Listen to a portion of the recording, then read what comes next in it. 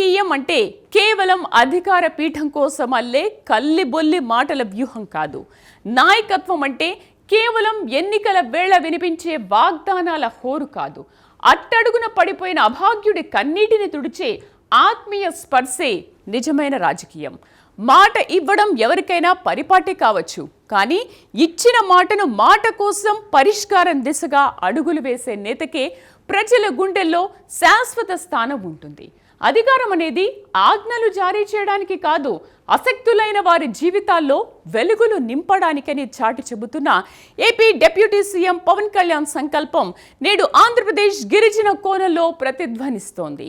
గిరిలేని జీవితాలకు భరోసా ఇవ్వడమే పరమావధిగా సాగుతున్న ఆ ప్రయాణ తీరు అధికార గర్వం లేని ప్రజా సేవలో పరమార్థం వెతుక్కునే ఒక ధృవతారలా మారిన పవన్ కళ్యాణ్ నూతన సంవత్సరపు వేళ గిరిపుత్రులకు అందించిన ఆ సూపర్ గిఫ్ట్ ఏంటి? మాటిస్తే ఆచరణ పక్కాగా మారుతున్న ఆ విశేషాలేంటో ఇప్పుడు చూద్దాం.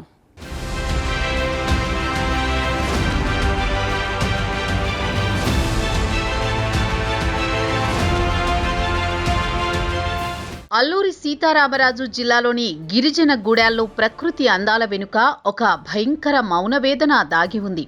దశాబ్దాలుగా గిరిజన జాతిని పీడిస్తున్న సికిల్ సెల్ ఎనీమియా అనే జన్యుపరమైన మహమ్మారి అక్కడ గర్భిణీల ఉసురు తీస్తోంది, చిన్నారులను అనాథలను చేస్తోంది. వారసత్వంగా వచ్చే ఈ రక్తహీనత వ్యాధి అడవి బిడ్డల ప్రాణాలను హరించి వేస్తుంటే ఇన్నాళ్లు పాలకులు కేవలం సానుభూతి మాటలతోనే సరిపెట్టారు. రక్తం తక్కువై ప్రాణాలు గాలిలో కలిసిపోతుంటే ఆదుకునే నాథుడు లేక ఆ కొండకోనలు మూగబోయాయి. గిరిజన మహిళల శరీరాల్లో రక్తం నీరులా మారిపోతుంటే ఆ నిస్సహాయతను చూసి చలించే హృదయం కోసం ఆ అడవి తల్లి ఎదురు చూసింది. ఆ అడవి తల్లి బిడ్డల ఆవేదనను, ఆ రక్తపు మడుగులో ఎదురవుతున్న ప్రాణ సంకటాన్ని గుర్తించిన ఏకైక నాయకుడు పవన్ కళ్యాణ్. ఆ వ్యాధి నుంచి గిరిజన మహిళలను కాపాడడం అంటే ఒక తరాన్ని కాపాడడమేనని ఆయన బలంగా నమ్మారు. అందుకే ఆయన దృష్టి కేవలం మందుల మీద కాదు, ప్రాథమిక వస్తువుల కల్పన మీదకు మళ్లింది.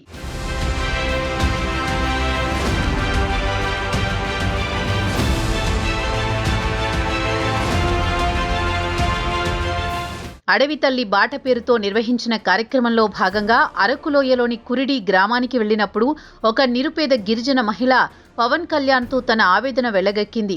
సికిల్ సెల్ ఎనీమియాతో తమ ఆడబిడ్డలు ఎదుర్కొంటోన్న నరకాన్ని, సరైన సమయంలో రక్తమందక ప్రాణాలు కోల్పోతున్న వైనాన్ని వివరిస్తూ ఆమె కన్నీరు పెట్టుకుంది. ఆ కన్నీటి చుక్క పవన్ మనస్సును కదిలించింది. ఆ క్షణమే ఆయన ఒక వాగ్దానం చేశారు, ఈ సమస్యకు శాశ్వత పరిష్కారం చూపిస్తాను అని. రాజకీయాల్లో నాయకులు ఇచ్చే హామీలు గాలిలో కలిసిపోతాయని ప్రజలు భావించే తరుణంలో తాను అన్న మాటకు కట్టుబడి అధికారంలోకి వచ్చిన వెంటనే ఆ హామీని కార్యరూపంలోకి తెచ్చారు. కురిడిలో మొదలైన ఆ చిన్న విన్నపం నేడు అరకు ఆసుపత్రి ప్రాంగణంలో ఒక భారీ బ్లడ్ బ్యాంకు నిర్మాణానికి పునాదిగా మారింది.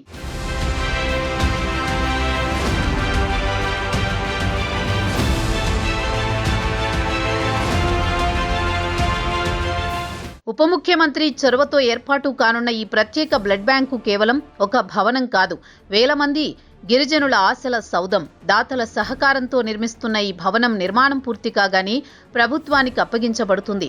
వైద్య నిపుణులతో చర్చించి రక్త మార్పిడి ద్వారానే ఈ వ్యాధి తీవ్రతను తగ్గించవచ్చని తెలుసుకున్న పవన్ 2026 నూతన సంవత్సర కానుకగా ఈ బృహత్తర ప్రాజెక్టును గిరిజనులకు అంకితం చేస్తున్నారు. సుమారు 1500 మంది బాధితులకు ఈ కేంద్రం ద్వారా తక్షణ వైద్య సహాయం అందనుంది. ఇది ఒక నాయకుడికి ప్రజల ఆరోగ్యం పట్ల ఉన్న అంకిత భావానికి నిదర్శనం. రక్తం చిందే యుద్ధాలు కాదు, రక్తాన్ని అందించి ప్రాణాలు నిలిపే శాంతియుత విప్లవానికి పవన్ శ్రీకారం చుట్టారు. అరకు కొండల్లో ఇప్పుడు ఆశల కిరణాలు ప్రసరిస్తున్నాయి.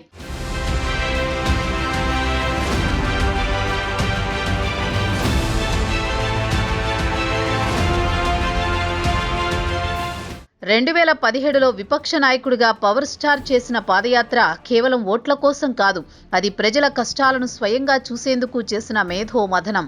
ఆనాడు మన్యం ప్రాంతాల్లో కిలోమీటర్ల కొద్దీ నడుస్తూ రోడ్లు లేని గూడాలను చూసి ఆయన చలించిపోయారు. గర్భిణీలను, రోగులను డోలీల్లో మోసుకు వెళుతున్న దృశ్యాలు ఆయన హృదయాన్ని గాయపరిచాయి. ఆ రోజే ఆయన తన డైరీలో రాసుకున్నారు, అధికారం వస్తే గిరిజనుడికి డోలీ మోత నుంచి విముక్తి కలిగిస్తాను అని. అప్పుడు విపక్ష నేతగా ఎలుగెత్తి చాటిన ఆ గొంతుక నేడు అధికార పీఠంపై ఉండి ఆ సమస్యల పరిష్కారానికి నిధులు విడుదల చేస్తోంది.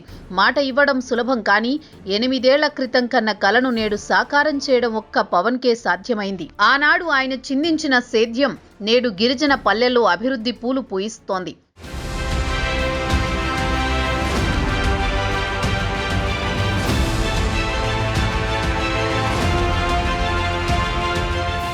కనెక్టివిటీ లేని గ్రామం కటిక చీకటితో సమానం. గిరిజన ప్రాంతాల్లోని మారుమూల గ్రామాలకు రోడ్ల నిర్మాణం, వంతెనల ఏర్పాటును ఉప ముఖ్యమంత్రి యుద్ధ ప్రాతిపదికన చేపట్టారు. రోడ్డు వేస్తేనే విద్య వస్తుంది, రోడ్డు వేస్తేనే వైద్యం అందుతుంది. గత పాలకులు పెండింగ్లో పెట్టిన వంతెనలను పూర్తి చేయడం ద్వారా కొండల మధ్య దూరాన్ని ఆయన తగ్గిస్తున్నారు. ఇది కేవలం తారు రోడ్డు కాదు, గిరిజన నాగరికతను ఆధునిక ప్రపంచంతో కలిపే వారధి. ప్రతి అడుగులోనూ నాణ్యత ఉండాలని, అవినీతికి తావు లేకుండా పనులు జరగాలని అధికారులకు ఆయన ఇచ్చిన ఆదేశాలు గిరిజన ప్రాంతాల్లో పనుల వేగాన్ని పెంచాయి. అడవి మార్గాల్లో ఆగిపోయిన అభివృద్ధి చక్రం నేడు వేగంగా తిరుగుతోంది. మారుమూల గూడాల్లో సైతం ఇప్పుడు అభివృద్ధి సవ్వడి వినిపిస్తోంది. డోలీ మోతలు చరిత్ర పుటల్లో కలిసిపోయే రోజు దగ్గరలోనే ఉంది.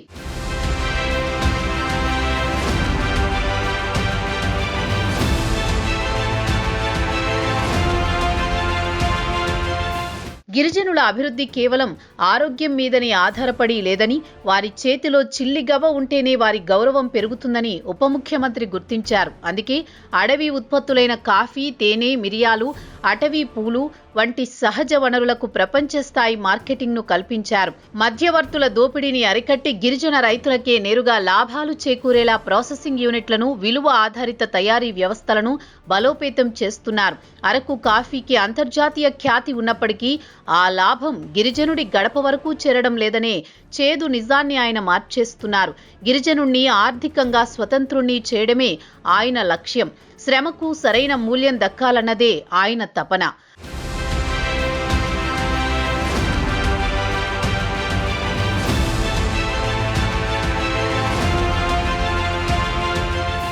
పర్యాటక రంగం ద్వారా గిరిజన యువతకు ఉపాధి కల్పించాలనేది పవన్ మాస్టర్ ప్లాన్. అరకు, పాడేరు ప్రాంతాల్లో ఉన్న ప్రకృతి అందాలను పర్యాటక కేంద్రాలుగా తీర్చిదిద్దుతూనే పర్యావరణానికి ఎటువంటి హాని కలగకుండా ఎకో టూరిజం ప్రాజెక్టులను ఆయన ముందుకు తీసుకువెళుతున్నారు. పర్యాటకులు వచ్చే ఆదాయం స్థానిక గిరిజనులకే చెందాలనేది ఆయన నిశ్చిత అభిప్రాయం. ప్రకృతి సౌందర్యం పర్యాటకులను ఆకర్షిస్తే అక్కడి గిరిజన సంస్కృతి వారిని ఆశ్చర్యపరచాలి. తద్వారా స్థానిక యువతకు గైడ్లుగా, హోటల్ యజమానులుగా, రవాణా రంగంలో ఉపాధి లభిస్తుంది. అభివృద్ధి అంటే పచ్చని చెట్లను నరకడం కాదు, ఆ చెట్ల నీడలోని ఆదాయాన్ని సృష్టించడమని పవన్ నిరూపిస్తోన్న ఈ పర్యావరణ పరిరక్షణతో కూడిన పర్యాటక మన్యం ముఖ చిత్రాన్ని మార్చబోతోంది.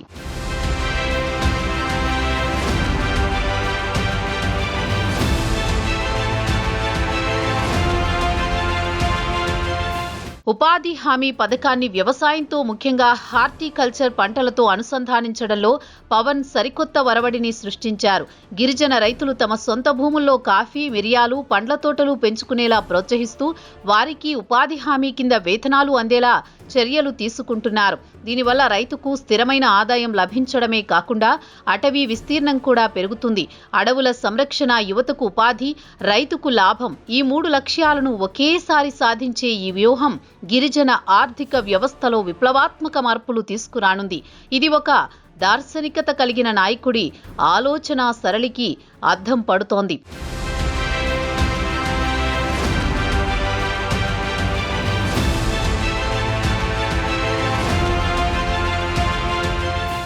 అడవి బిడ్డల అమాయకత్వాన్ని ఆసరాగా చేసుకుని కొన్ని శక్తులు మన్యం ప్రాంతాన్ని గంజాయి అడ్డాగా మార్చాయి. ఇది గిరిజన యువత భవిష్యత్తును దెబ్బతీస్తోందని పవన్ కళ్యాణ్ తీవ్రంగా పరిగణించారు. అభివృద్ధికి ఆటంకంగా మారిన గంజాయి సాగును ఉక్కుపాదంతో అణచివేయాలని ఆయన భద్రతా సంస్థలను ఆదేశించారు. కేవలం అణచివేత మాత్రమే కాదు, గంజాయి సాగు చేసే రైతులకు ప్రత్యామ్నాయంగా లాభదాయకమైన పంటలను పరిచయం చేస్తూ వారి మనసు మార్చుతున్నారు. నేరరహిత మన్యం, విజ్ఞానవంతమైన గిరిజన సమాజం అనే నినాదంతో ఆయన అడవుల్లో భద్రతా చర్యలను కట్టుదిట్టం చేశారు. తుపాకీ గుండు కంటే శక్తివంతమైన అభివృద్ధి అనే ఆయుధంతో ఆయన గంజాయి మహమ్మారిపై యుద్ధం ప్రకటిస్తున్నారు. ఇది భావితరాల భద్రత కోసం చేస్తున్న ఓ మహాయజ్ఞం.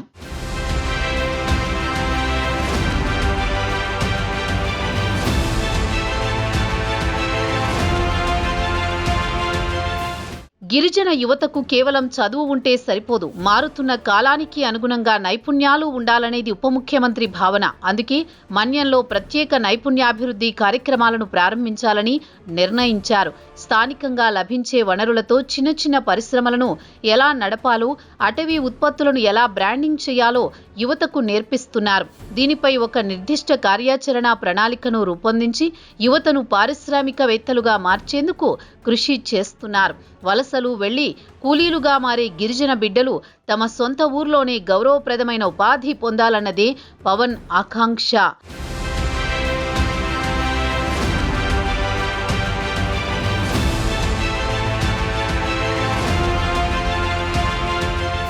గిరిజన ప్రాంతాల అభివృద్ధి అనేది పవన్ కళ్యాణ్కు ఒక సమగ్ర దృక్పథం.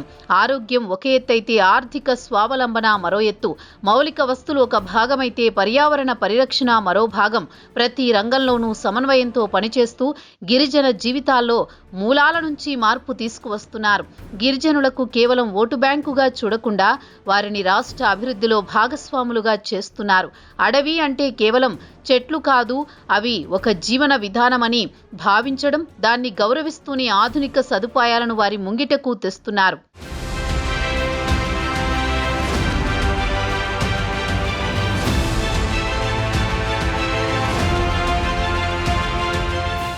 మొత్తం మీద చూస్తే పవన్ గిరిజన ప్రాంతాల అభివృద్ధిని కేవలం కొన్ని సంక్షేమ పథకాలకు, అంకెలకే పరిమితం చేయలేదు. ఆయనది ఒక సమగ్ర దృక్పథం. ఒక పక్క ఆరోగ్యం, మరో పక్క ఆర్థిక స్వావలంబన, ఇంకోవైపు మౌలిక వస్తువులు. ఇలా ప్రతి రంగంలోనూ సమన్వయంతో పనిచేస్తూ గిరిజన జీవితాల్లో మూలాల నుంచి మార్పు తీసుకువస్తున్నారు. గిరిజనులను కేవలం ఓటు బ్యాంకుగా చూడకుండా వారికి రాష్ట్ర అభివృద్ధిలో కీలక భాగస్వాములుగా చేస్తున్నారు. అడవి అంటే కేవలం చెట్లు కావు, అది ఒక సంస్కృతి, ఒక జీవన విధానమని నమ్మే పవన్ కళ్యాణ్ ఆ జీవన విధానాన్ని గౌరవిస్తూనే ఆధునిక సదుపాయాలను వారి ముంగిటకు తెస్తున్నారు. ఇది కేవలం మాటల రాజకీయం కాదు, అట్టడుగు వర్గాల కోసం సాగుతున్న ఒక నిశ్శబ్ద చేతల విప్లవం.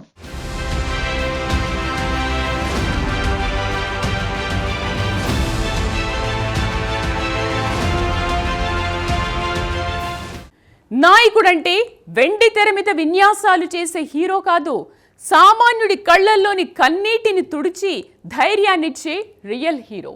మాట తప్పని, మడమ తిప్పని నైజంతో పవన్ కళ్యాణ్ గిరిజనుల హృదయాల్లో చెరగని ముద్ర వేస్తున్నారు. కురిడి గ్రామంలో ఇచ్చిన ఆ చిన్న హామీ నుంచి అరకులో నిర్మితమవుతున్న బ్లడ్ బ్యాంక్ వరకు ప్రతి అడుగులోనూ ఒక సామాజిక బాధ్యత కనిపిస్తోంది. గిరిలేని జీవితాలకు ఆయన కొండంత భరోసా. అడవి తల్లి ఒడిలో స్వేచ్ఛగా, ఆరోగ్యంగా, ఆర్థిక పురోగతితో జీవించే గిరిజనులను చూడాలన్న ఆయన కల నేడు సాకారమవుతోంది. పవన్ కళ్యాణ్ అనే నేత కేవలం అధికారం కోసం రాలేదు, ఒక జాతికి ఆత్మగౌరవాన్ని ఇవ్వడానికి వచ్చారని మన్యం గొంతుకలు నేడు ఎలుగెత్తి చాటుతున్నాయి. నిజమైన నాయకత్వానికి ఇది పరాకాష్ట, గిరిజన గుండెలో నిలిచిపోయే ఒక పవన గీతం.